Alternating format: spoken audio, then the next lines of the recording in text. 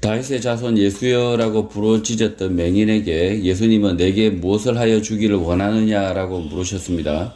그가 예수님께 보기를 구하였고 그가 보게 되었고 예수님을 따랐다고 기록하고 있습니다. 예수님은 이 맹인의 눈을 고쳐주셨지만 내 믿음이 너를 구원하였다라고 말씀하고 있습니다.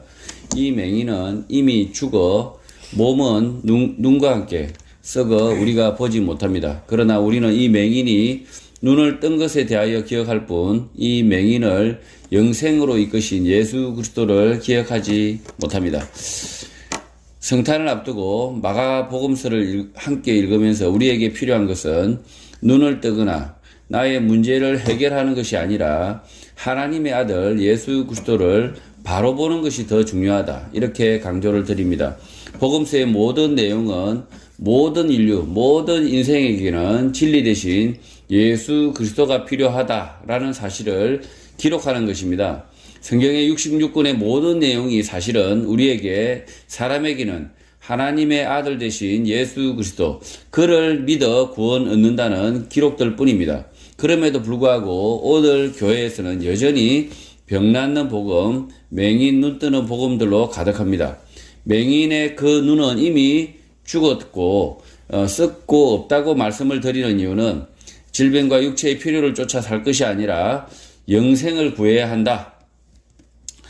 하나님 나라를 소유해야 한다 라고 강조 말씀을 드리기 위한 것입니다. 마가복음 11장의 내용도 다른 강조점이 없습니다. 같은 내용입니다. 1절 예수님 일행은 예루살렘 인근에 이르게 됩니다. 예루살렘 인근 감난산 벳바게와 베다니에 이르렀을 때 예수님은 제자 중 둘을 보내게 됩니다. 2절 예수님은 제자 중 두 사람에게 맞은편 마을로 가서 나귀 새끼를 끌고 오라고 말씀하십니다. 나귀 새끼 도둑질인데 예수님이 이렇게 제자들에게 시키고 있는 것입니다. 이 나귀 새끼는 아직 아무도 타보지 않은 어린 나귀 같습니다. 3절 그리고 누가 왜 나귀를 훔치느냐라고 하면 이렇게 말하라고 합니다. 남의 나귀 새끼를 가져오라고 하시면서 엉뚱하게 주가 쓰시겠다라고 말하라고 시킵니다. 그런데 그렇게 말하면 즉시 이리로 보내줄 것이라고 합니다. 오늘 주차장에 주차된 남의 차 키를 가져가면서 주가 쓰시겠다 이렇게 말하고 가져오면 가져가라고 하는 사람이 있을까요? 나귀 새끼 절도 교사 사건의 시작으로 보이는데 이상하다라는 물음으로 다음 본문을 계속 보겠습니다. 그러니까 절도를 하면 절도고요. 남을 절도를 시키면 절도 교사죠. 교사범이 더 처벌을 많이 받습니다. 4절 제자들이 가서 보니 나귀 새끼가 문 앞에 거리에 매여 있었다고 합니다. 그리고 묶여있는 남의 나귀 새끼 끈을 풀어 절도를 합니다. 5절 그러자 거기 서 있는 사람 중 어떤 사람이 말을 합니다. 나귀 새끼를 풀어 무엇을 하려는 것이냐? 절도 아니냐? 이렇게 물었다는 것입니다. 신심이 너무 깊은 분은 이 장면이 매우 자연스럽게 보일지 모르지만 이런 장면은 매우 생경한 장면, 이해되지 않는 장면입니다. 그런데 왜 이런 이해되지 않는 장면, 상황을 보여주고 이것을 기록하고 있을까요? 우리 예수님이 절도를 시키고 있잖아요. 그것도 나귀 새끼를 훔쳐오라 이렇게 이야기하고 있고 그리고 또 그 나귀 새끼를 훔쳐오면 뭐 하겠어요? 타면 뭐 하겠어요? 폼이나 나겠어요? 나귀 새끼 탄다고? 이게 너무 생경한 장면이죠. 엉뚱합니다. 6절 제자들은 예수님이 말씀하신 대로 그 사람들에게 말을 합니다. 그러자 이 사람들은 허락을 합니다. 나귀 새끼라고 하더라도 재산상의 가치는 있었을 것입니다. 그런 나귀 새끼를 가져다 사용하고 돌려준다고 하더라도 안 돌려줄 수 있잖아요. 그래서 선뜻 빌려주기는 어려운 상황이지만 이 사람들은 허락을 했다고 합니다.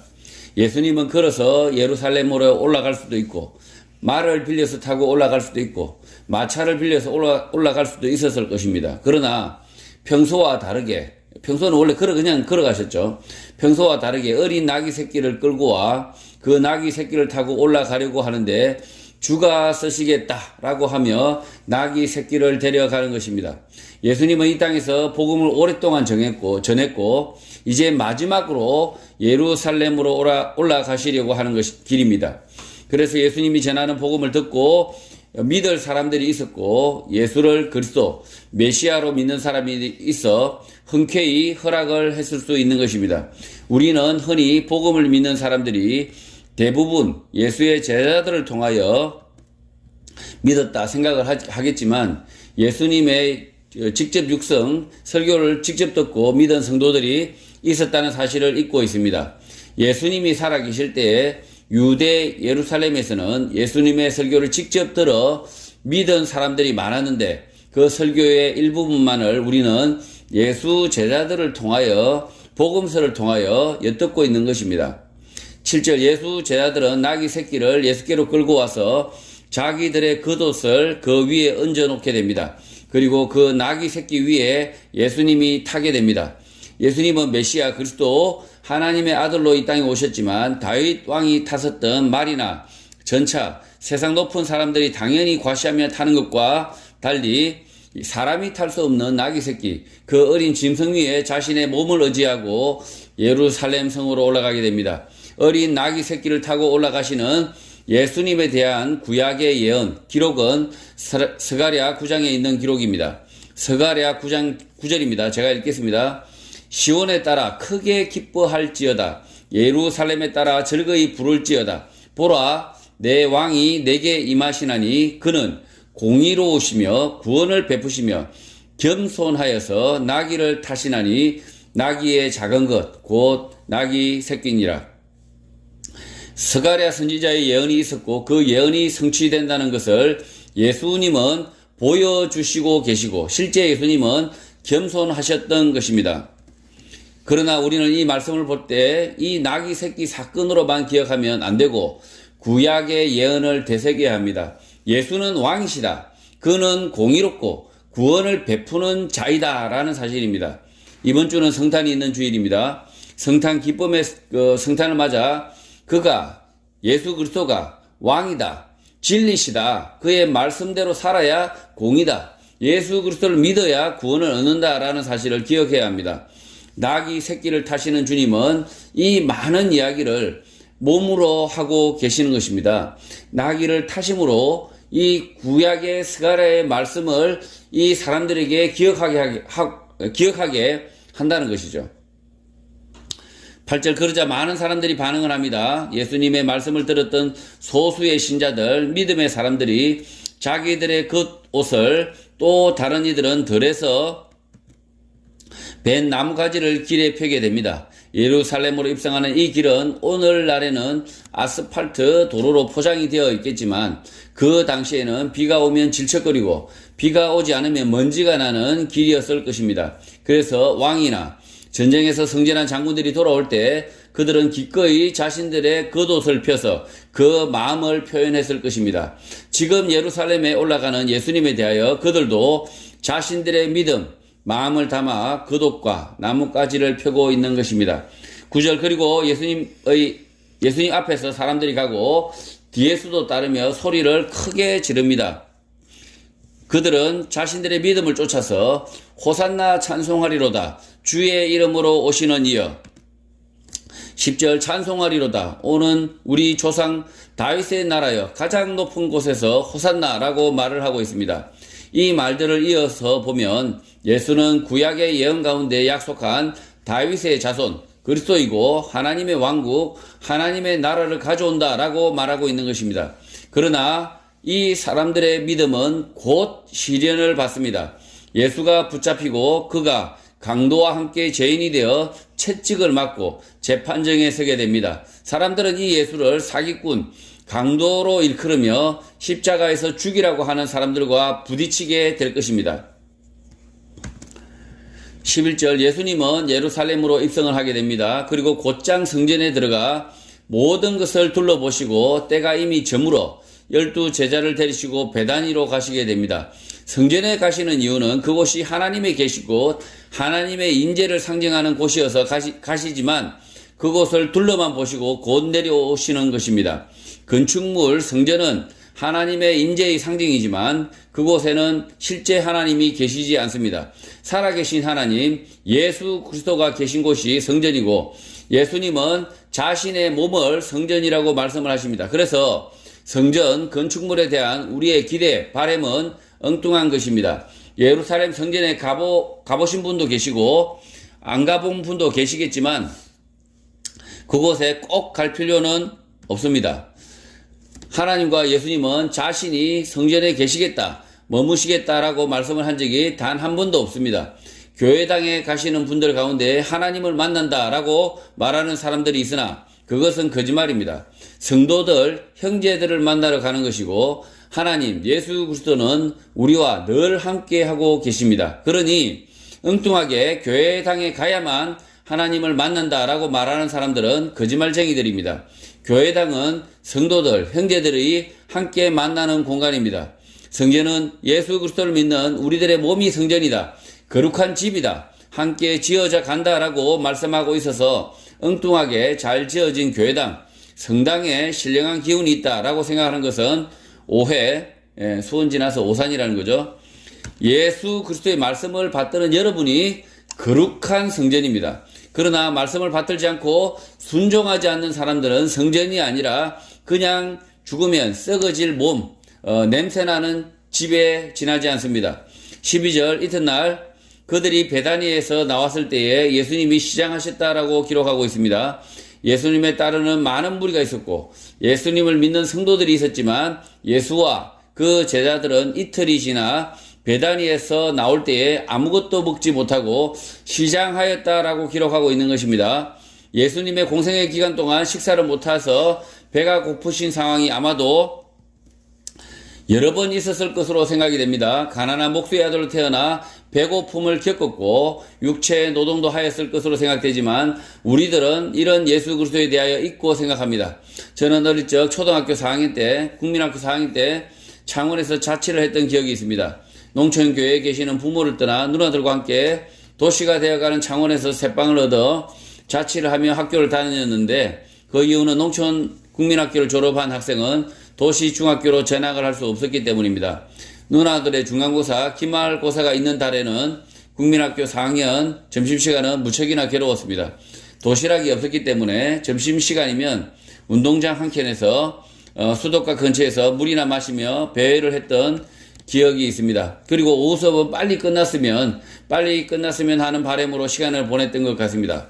제가 배고픔의 추억을 다시 되새기는 이유는 육체를 가지고 있는 누구나 배고픔의 문제, 고통의 문제를 떠안고 살고 있고 과거에 겪었거나 지금 겪고 있거나 미래에 겪을 수밖에 없다는 것입니다.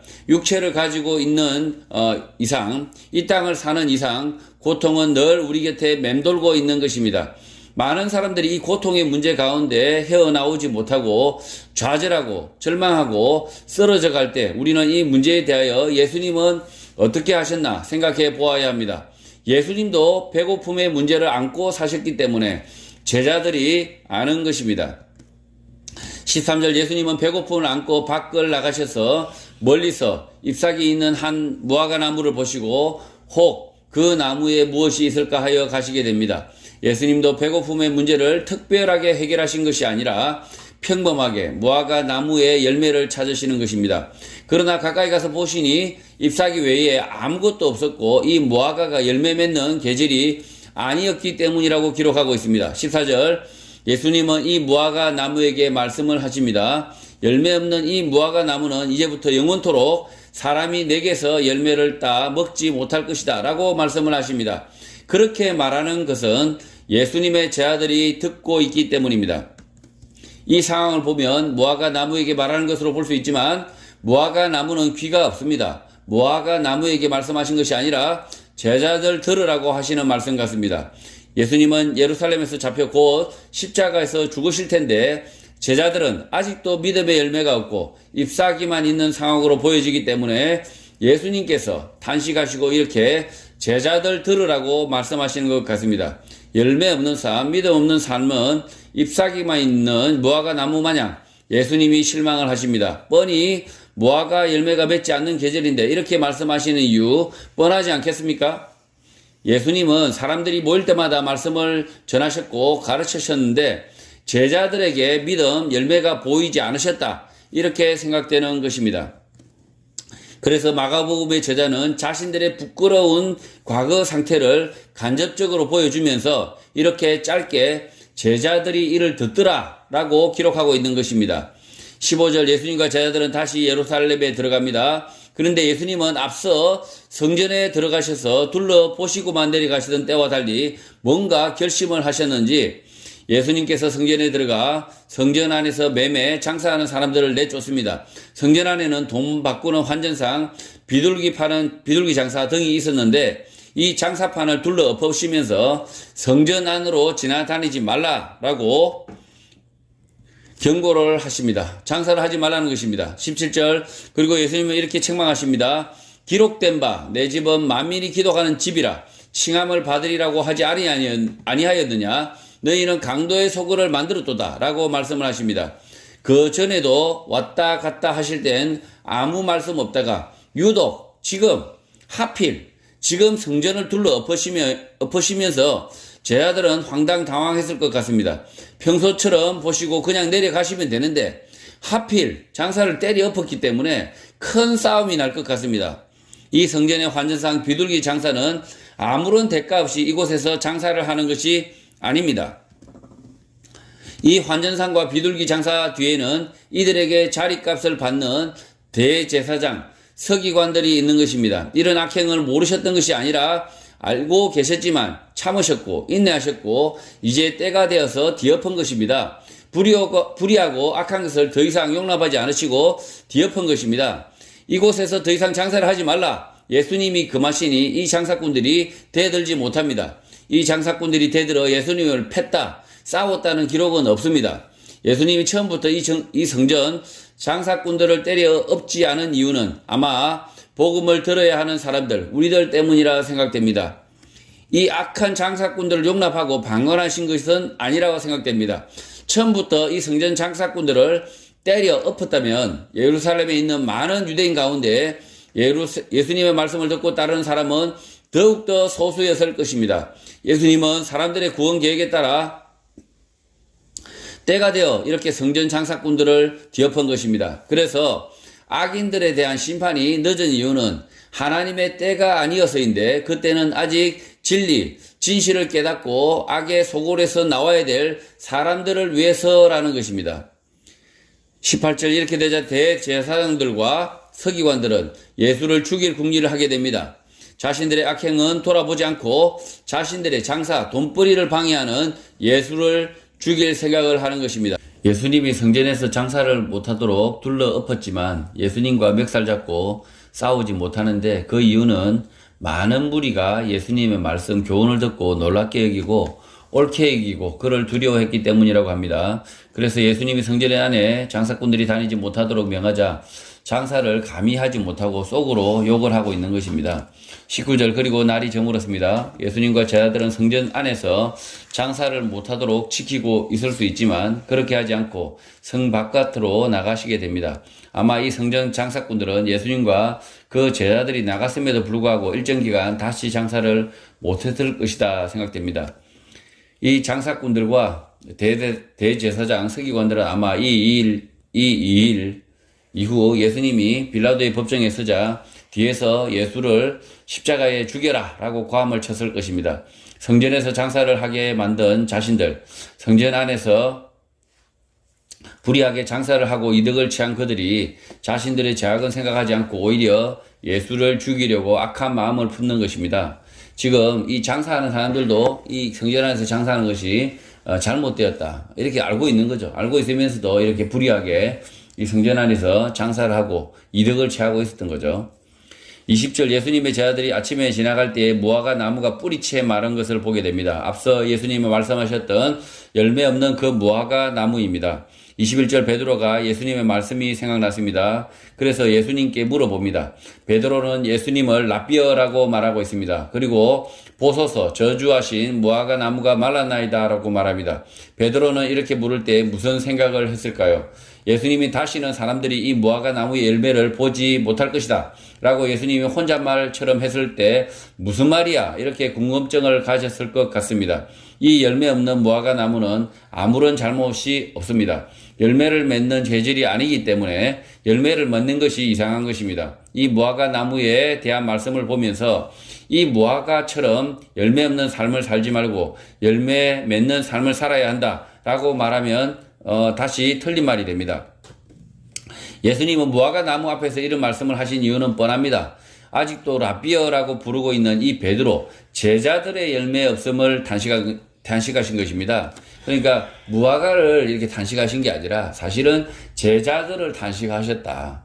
제자들의 열매 없음을 단식하셨다는 거죠. 괜히 무화과를 몹쓸 나무다 이렇게 말할 필요가 없다는 거죠. 무화과는 아무 죄가 없다는 거죠. 때가 아니어서 열매를 맺지 않는 것, 자연스러운 거죠. 그런데 이 무화과를 이렇게 시들게 하시는 이유가 뭘까요? 이 제자들에게 말씀하시고자 한 게 있었기 때문인 거죠. 그리고 이 무화과 나무 잎사귀는 하루 만에 말라 시들어 있었고 그것을 제자들이 보았으니 이 무화과를 보는 제자들은 심쿵했어야 했던 것입니다. 그러니까 놀라야 되는 거죠. 자기 잘못을 깨달아야 되는 거죠. 열매 없는, 믿음 없는 제자들을 대신하여 이 무화과 나무가 하루 만에 말라 비틀어진 것입니다. 믿음 없이는 우리 삶도 이 무화과 마냥 말라 비틀어질 것이다 라는 소리 없는 경고인 것입니다. 그러나 예수님의 제자들은 심쿵이 아니라 깨닫지 못하고 댕청한 상황이 계속되는 것입니다. 이게 댕청하다고 그러죠. 깨닫지 못하고 멍해가지고 이 댕청한 상황이 계속되는 거죠. 22절 예수님께서 제자들에게 말씀을 하시는데 하나님을 믿으라라고 말씀하고 있습니다. 제자들은 자신들 앞에 있는 예수 그리스도 하나님이 보내셨다는 사실을 모르고 있는 것입니다. 하나님을 알지 못하는 상태, 믿지 못하는 상태인 것입니다. 믿음은 아는 것, 듣는 것에서 시작을 합니다. 그래서 모든 사람은 성경의 말씀, 예수 그리스도의 말씀을 자신의 눈으로 읽고 듣는 것에서 알므로 나가야 하고 알고 깨닫게 될 때 믿음이 시작되는 것입니다. 23절 예수님은 믿음 없는 제자들을 향하여 가르치십니다. 예수님이 진실하게 너희들에게 이른다라고 말씀하십니다. 그러면서 하신 말씀이 누구든지 이 산이 들리어 바다에 던져지라 하며 그 말하는 것이 이루어질 줄 믿고 마음에 의심하지 아니하면 그대로 되리라라고 가르치십니다. 이 구절만 딱 떼어내 설교를 하면 믿음은 바라고 확신하면 무조건 이루어지는 것이 됩니다. 믿음이 과연 그런 것일까요? 산이 바다에 던져지라 하면서 믿고 말하고 의심을 하지 않으면 산이 바다에 던져지는 것일까요? 심지어 예수님은 누구든지 그렇게 된다고 말씀하고 있습니다. 이 말씀의 앞의 상황, 예수님의 제자들의 상황을 다시 상기해 보면 이 말씀의 뜻을 바로 읽을 수 있을 것 같습니다. 앞서 예수님은 무화과 나무에 대하여 열매가 없을 것이다 라고 말씀을 하셨고 그 무화과 나무 잎이 시들어 버렸습니다. 그러나 제자들은 이 무화과 나무를 향하여 말씀하고 있는 예수님의 말은 듣기만 했지만 전혀 믿지 않았으나 그 다음날 시들어버린 무화과 나무를 본 것입니다. 믿음의 본질에 대하여 말씀하고 있는 것입니다. 산이 바다에 던져지라 라고 예수님이 말씀하실 때 의심하지 않고 그 말씀을 마음에 믿으면 그대로 된다. 그가 하나님의 아들 예수 그리스도이기 때문이다 라고 말씀하고 있는 것입니다. 우리가 생각하면 모든 것이 이루어진다. 이 말씀을 하고 있는 것이 아니라 예수 그리스도의 말씀은 반드시 이루어진다. 성취된다. 라고 믿으라. 그것이 믿음이다. 라고 말씀하고 있는 것입니다. 악한 자들은 반드시 심판받는다. 지옥에 간다. 라고 우리 주님께서 말씀을 하시면 의심하지 말고 그렇게 믿어야 한다라는 것입니다.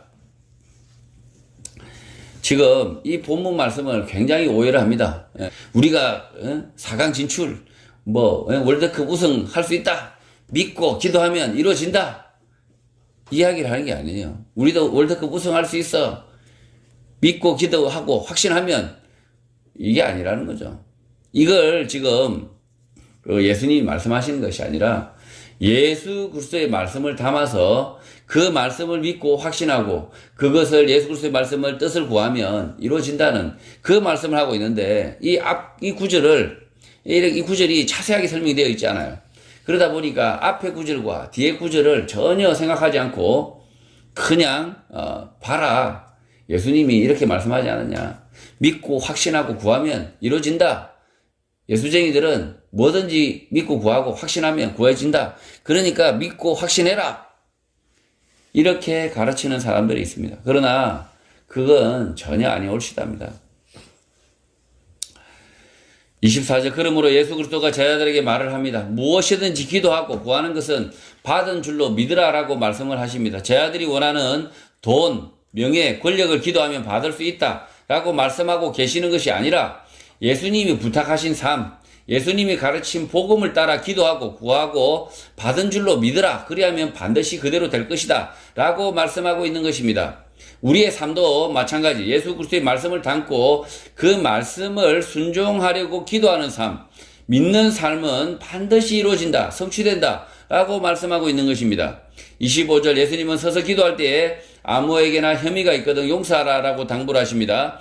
예수님이 제자들에게 당부를 하시는 것인데 제자들 가운데 예수님이 무화과 나무 앞에서 저주를 하실 때 뭐 저런 놈이 라삐야라고 뒷담화를 했던 또는 그 뒷담화를 하는 제자를 다른 제자가 비난하면서 서로 다퉜던 제자들 가운데 분쟁, 다툼이 있었던 것 같습니다. 그 다툼과 분쟁이 알미였고 믿음이 없었기 때문인데 예수님은 이런 제자들에게 서서 기도할 때에 아무에게나 혐의가 생각나거든 고자질하지 말고 용서하라라고 가르치신 것입니다.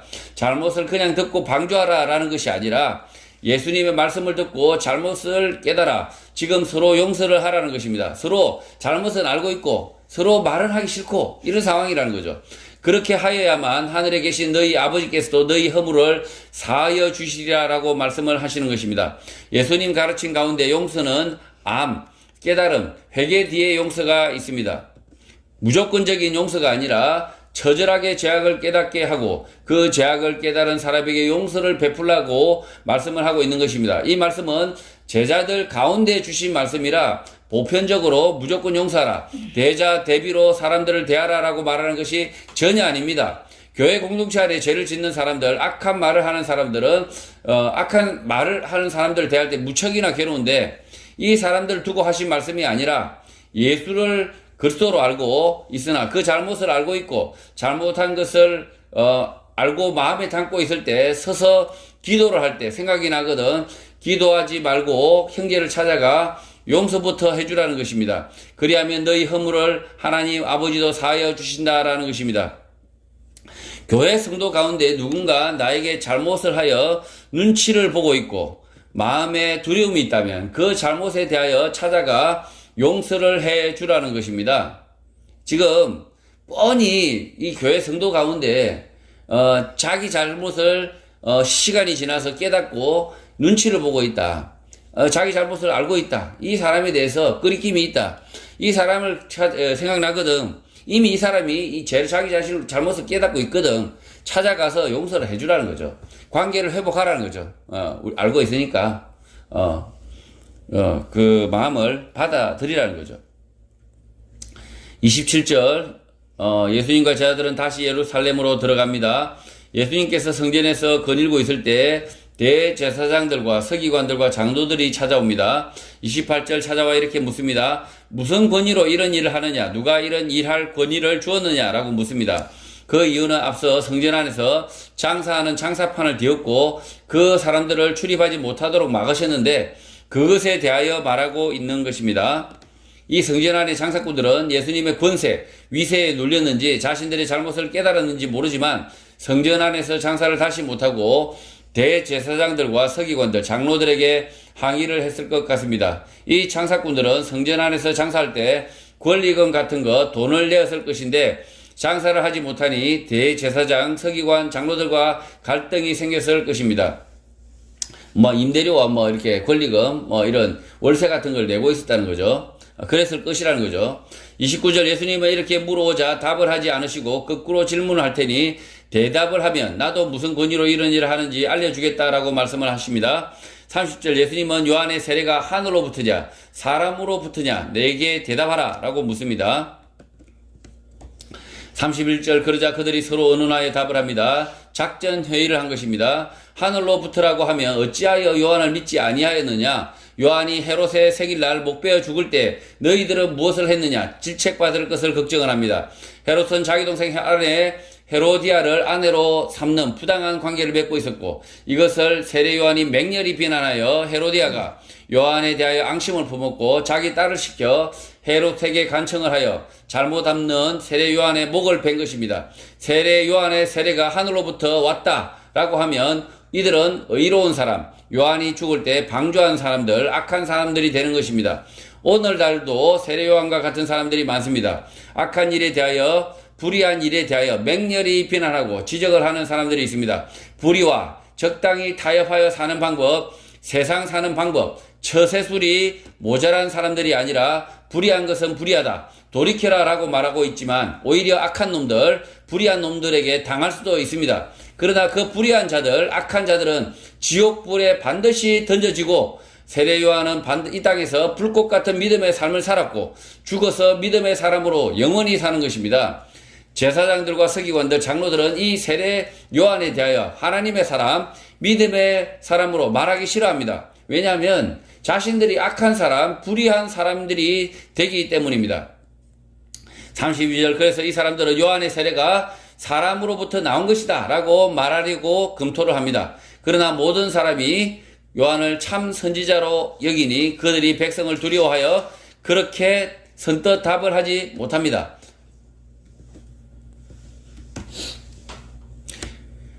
불의한 재판관이 악한 재판 결과를 내고 싶으나 차마 백성들이 무서워 그렇게 못하는 것과 같은 것입니다.